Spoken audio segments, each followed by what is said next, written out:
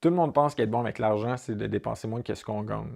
C'est un bon début. Je ne suis pas conseiller financier, mais je trouve que ça manque de vision. Il y a des gens qui sont riches qui vont aller à l'épicerie, qui veulent des bleuets, mais ils les achèteront pas parce qu'ils ne sont pas en spéciaux cette semaine.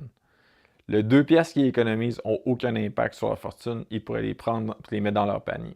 De l'autre côté, tu vas avoir les gens qui épargnent pas, qui investissent pas, puis ils achètent tout ce qu'ils veulent de manière spontanée.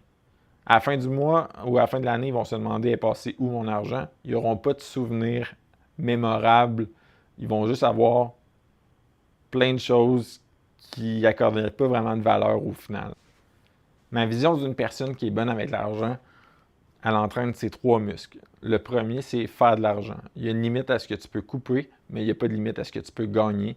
Puis si tu ne gagnes pas assez, il y a un certain threshold que c'est sûr que tu vas te sentir coincé. Le deuxième, c'est gérer ton argent. Donc, ton épargne, ton investissement. Puis le troisième muscle, c'est de dépenser avec intention. Personnellement, je pense que c'est le plus difficile.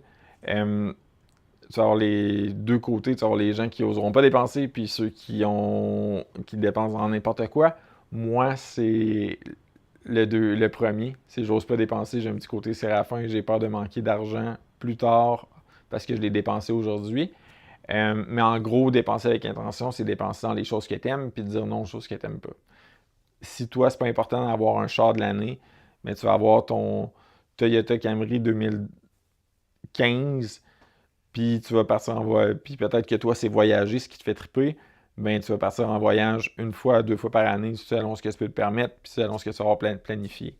Donc ça, c'est un bel exemple de quelqu'un qui gère bien son argent.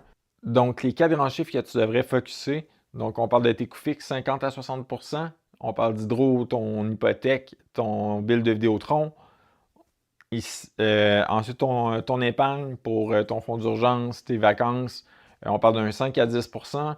Ensuite, ton investissement, 5 à 20 5 à 20 tout dépendant de ta situation, pour mettre dans ton CELI, ton CELIAP, ton REER.